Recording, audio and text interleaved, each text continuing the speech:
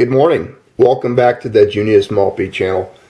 Another exciting day. 2016 is turning out to be a pretty wild year so far. What are we? We are like 6 days into the year, and we've seen tumultuous market activity. We've seen gold kind of bounce off that floor. We've seen a lot of instability globally when it comes to conflicts and diplomacies and breakdowns in diplomacies. But yesterday, some news broke, and I didn't do a video on it. I just figured we'd wait till this morning. But yeah, North Korea did apparently a hydrogen bomb test, and it's really setting the markets off today. If you remember a video we did several months back, I referred to those guys that get real skittish and scared that work on the stock floors as the bird people. Yeah, so the bird people, because they're like a little group of birds. When you're walking on the sidewalk, they just panic for no reason. You know, they just blow up and fly away, and they're always fluttering about, mostly scared because they live their entire life as prey. They've never been a predator, and they're always on the lookout for being under attack, and they're always scared someone's going to take their little seeds. So, as you can see, the bird people on Wall Street are in full panic attack today. They're freaking out. They're losing their minds. They're pulling, if they have hair, they're pulling their hair out. You wonder what makes them do that. You know, when I see things like this happen, do they really believe that there's going to be like a nuclear exchange between the West and North Korea? Do they think North Korea is that stupid? Do they think, where do they see this going? What's the point of selling like Hewlett-Packard stock for, I'm just making this up as an example. What's the point of like dumping your Hewlett-Packard stock or your stock in,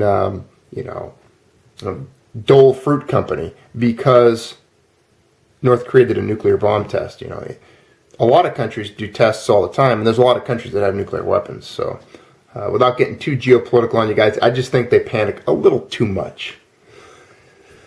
But it's doing good for gold, and the geopolitics that are at the center stage of U.S. stocks falling today. There's a headline there. We'll skip right past it. But anyways, breaking: UN slams North Korea nuke test, calls it profoundly destabilizing. Apparently, we're the only people allowed to have nukes, I think, are... I've never seen the list of who's only allowed to have them. But apparently it's just a few countries. Anyways, so here we go. Dow's down. About 193 points when I snapped this shot, 200 points currently. So it's definitely doing some free fall. Gold reacting very positively to this news. You know, as we've talked about, and we're going to see a theme here as we move through today's video. Gold it's a safe haven. It's insurance. You know that. I know that. That's why we're here having these conversations. Silver's not taking it so well for whatever reason. You know, might be because it's tied to some of those industrial demands that we've talked about in the past. But silver just slightly down today. But gold up $10, holding strong. Now you can see there, gold's been doing pretty good for the month of January. It's starting the year off on a positive note. You know, just every day climbing a little bit more. And that's part of the reason I think we hit that floor, that bottom earlier last year, the end of last year, so earlier this year. And gold's really liking January. Metals performance in the first month of the year has been better than in any other. So gold's 10-year average performance by month looks like gold typically does like January's, and it's doing pretty good this January.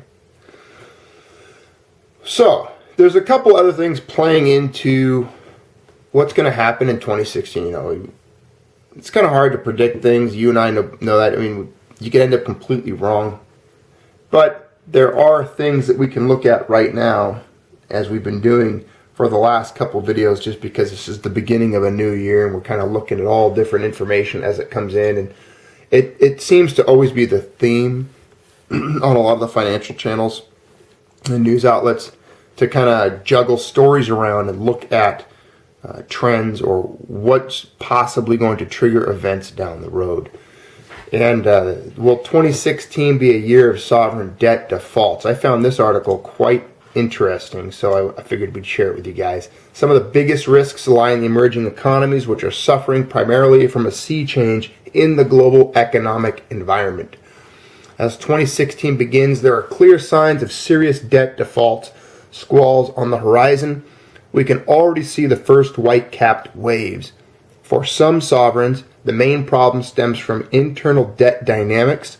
Ukraine's situation is certainly precarious, though given its unique drivers, it is probably best not to draw broader conclusions from its trajectory. Greece's situation, by contrast, is all too familiar. The government continued to accumulate debt until the burden was no longer sustainable. When the evidence of these excesses became overwhelming, new credit stopped flowing, making it impossible to service existing debts. Last July, in highly charged negotiations with its official creditors, the European Commission, the European Central Bank, and the International Monetary Fund, Greece defaulted on its obligations to the IMF. That makes Greece the first, and so far the only advanced economy ever to do so. From a historical perspective, the emerging economies seem to be headed toward a major crisis. Of course, they may prove more resilient than their predecessors, but we shouldn't count on it. I'm in the persuasion, or fall into the category to slightly believe here, that there's going to be more, that Greece was kind of the canary in the mine as a socialist experiment and a place that just accumulated far too much debt. And there's so many other dynamics involved, but I think there's going to be more. Definitely a strong possibility of there being more situations like Greece around the globe. And speaking of debt, speaking of interest rates, speaking of defaults and problems, let's look at this quick article. It's on Lou Rockwell this morning, and if you want, you can even find it on Mises.org by Frank Shostak. Are we headed for another bust? Most likely. This is hot off the press this morning. So here's a chart of the federal funds rate. This is in the article, and I didn't put the entire article in here, but just enough to talk about it. So we had back when the rate plummeted, correct? They dropped it down to zero because everything was going on, the whole financial catastrophe of 2008. And sometimes I hate going back and just always referring to 2008 and the crash, but it was a pretty monumental event, and we can draw a lot of lessons from that time period. So here it is, boom. They dropped rates, emergency, 911. Put the rates to zero, please. Here we go. Unwarranted optimism. Various key economic indicators such as industrial production don't support this optimism. Now, this is talking about, I told you I didn't put the whole article in here, why they're raising rates currently, and they just raised them 0.25%. The Fed's optimistic. They think the economy is doing better. And what the author's here pointing out is it's pretty much unwarranted optimism, and he's going to kind of tell us why here. So various key economic indicators such as industrial production don't support this optimism, speaking about the Fed's optimism. The yearly growth rate of production fell to minus 1.2% in November versus 4.5% in November last year. According to our model, the yearly growth rate could fall to minus 3.4% by August. Although the yearly growth rate of the CPI rose to 0.5% in November from 0.2% in October, according to our model, the CPI growth rate is likely to visibly weaken. The yearly growth rate is forecast to fall to minus 0.1% by April before stabilizing at 0.1% by December next year. So from this perspective, Fed policymakers did not have much of a case to tighten their stance. Now, here we go. Here's another one. Percent U.S. industrial production year over year. Yet, in this chart showing us how industrial production is basically breaking down. And we talked about this in a couple of videos past. In the last video, when we referred to the steel manufacturing, there's been a decrease, a drop-off in industrial production in the U.S. Could be a sign of bad things to come. Consumer Price Index, another chart showing the CPI percent change dropping off there, and then the forecast is going off into the future there. Continuing on, an important factor behind the 2008 economic crisis was the previous loose monetary stance of the Fed. Headed at that time by Alan Greenspan, the federal funds rate target was lowered from 6.5% in December of 2000 to 1% by May of 2004. This massive lowering of interest rates was instrumental in triggering the economic boom that followed, in particular in the real estate market. Also, the then Fed policymakers were arguing that the aggressive lowering of interest rates was necessary to stabilize the economy, i.e., to bring it on the, quote, right path. It also stimulated, remember we talked about just recently the automakers going bust? If you remember back then, that was the huge boom in auto sales too. We had the big Hummers coming out, all the giant SUVs, $50,000, $60,000 vehicles, big loans. And that's kind of, that disease has still carried on in our culture, here in the U.S. anyway, as far as consumption of these highly expensive vehicles.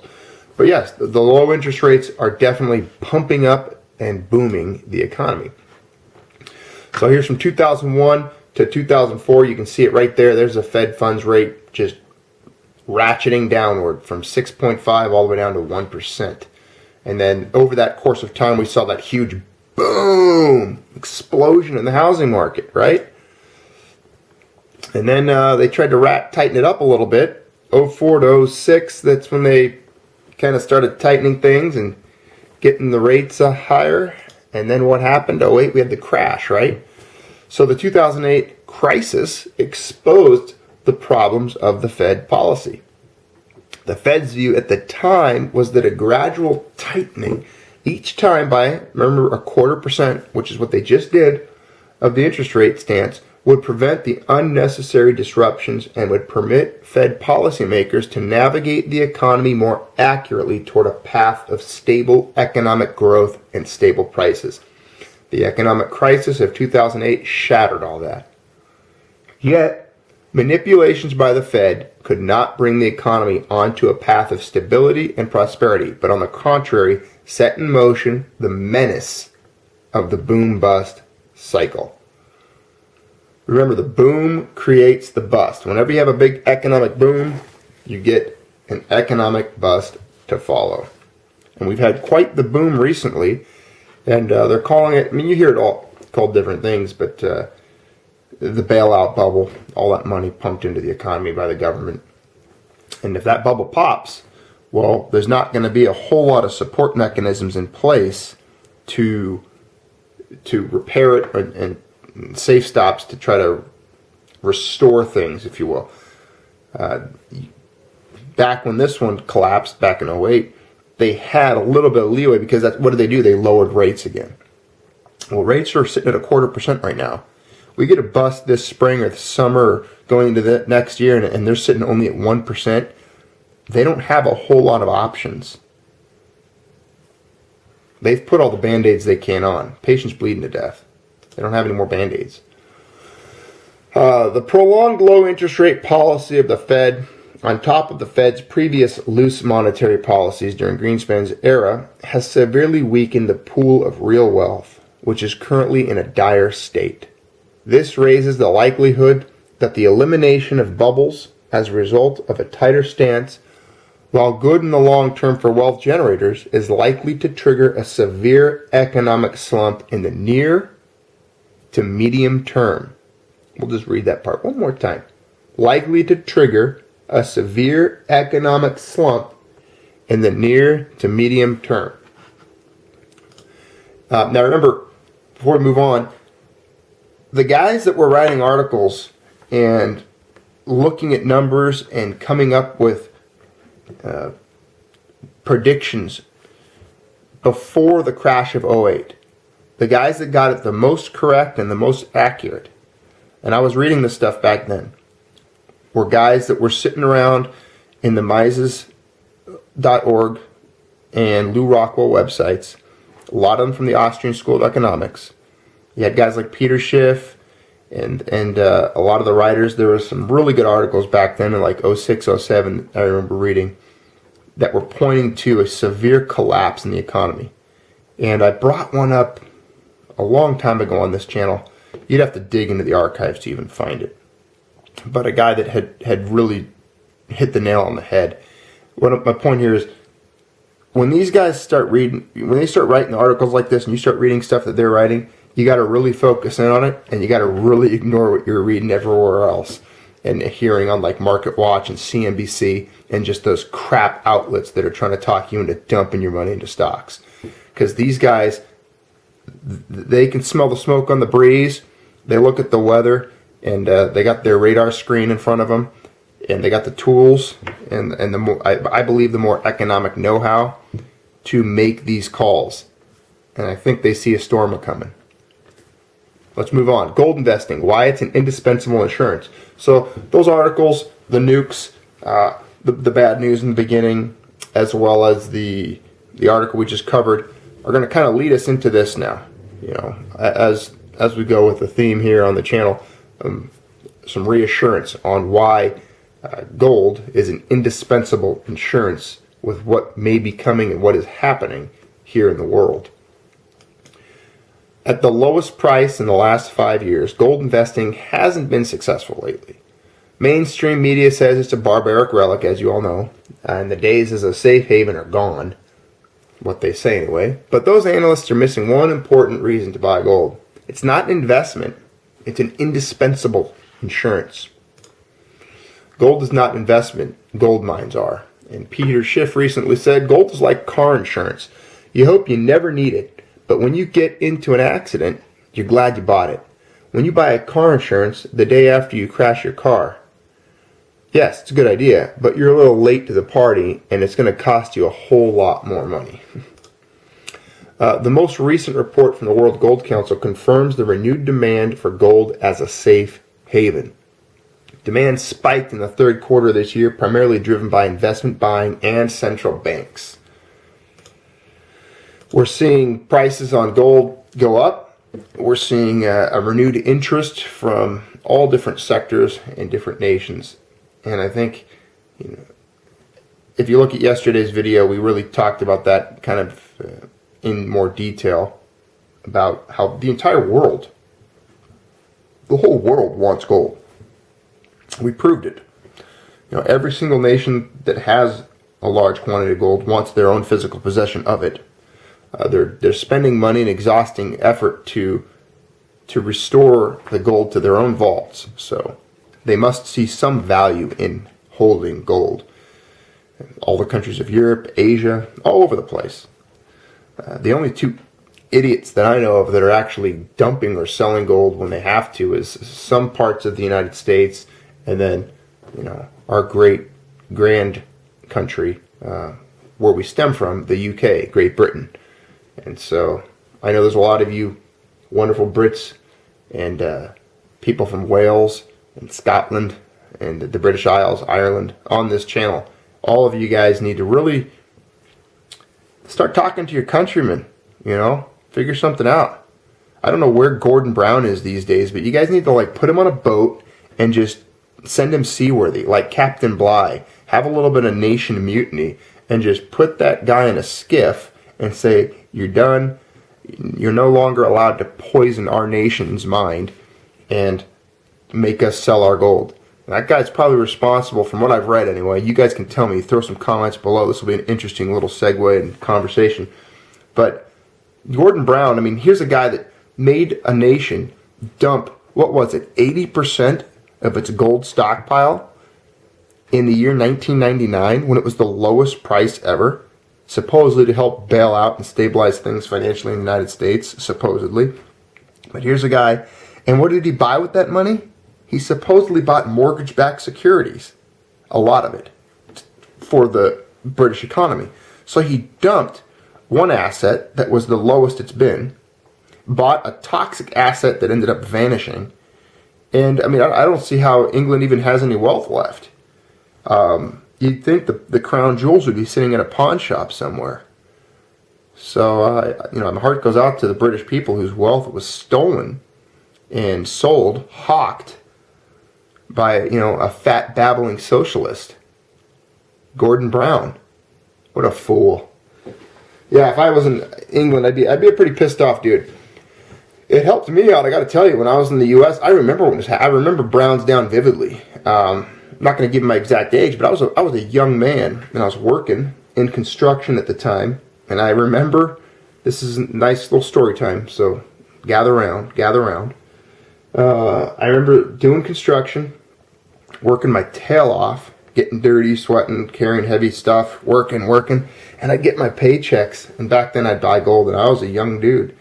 And I remember going to a coin shop and buying, I get sick thinking about it. I remember buying gold eagles, $20, 1 ounce gold coins for like 270, 280 bucks. I remember one time, I remember going in one time and I can't believe this, I bought 2 ounces of gold, and I had a bunch of cash left over from my paycheck that month. 2 ounces at a time. I mean, buying a quarter was nothing. I'd buy an ounce of gold, and the guy would hand me a wad of cash back, and I'd flip through it. I'm like, oh, I got change left. Throw another quarter in there, and I'd buy another quarter ounce, like that, like it was nothing. And I ended up using a lot of that gold to pay my way through college. But hey, it was still cool being able to buy gold for that cheap. I don't know how many of you guys were around buying gold and silver back then, but it was just ridiculous. What an easy time to buy metals, let me tell you. So hats off to Gordon Brown. Thanks for that, Gordon. You did good for me. You dumped gold, and I was able to get some. So I wonder if how many of those eagles I bought were actually melted down British gold. Never actually thought of that. But hey, that's going to wrap it up. Today was kind of a fun conversation. We were all over the place, but yeah, crazy year, 2016. Turmoil, nukes, markets collapsing, predictions of further collapses. Lots of stuff going on, lots of conversations to have. Real quick, if you have not done so already, I started first time I ever tried it out and see what's going to go on with it, but a Google Plus community. I really didn't know how those work or what they were. So I kind of threw one together last night. If you go on the Google Plus or plus.google.com, there's a Junius Maltby community now. And it's just a place where I can put these videos, but also you guys can all kind of jump onto, post stuff, and chit-chat, talk, carry on conversations, make fun of Gordon Brown, whatever. We'll keep it kind of cool and polite there, just like we do here on the channel. So it's just a place to have the conversations and where all of us can kind of gather around and have like a digital village, if you will, community. So welcome. Thanks for being here. And thanks for being part of the Junius Maltby channel, as always. Appreciate it. All the support, kind words, the motivation, and the international flavor of the channel. Thanks.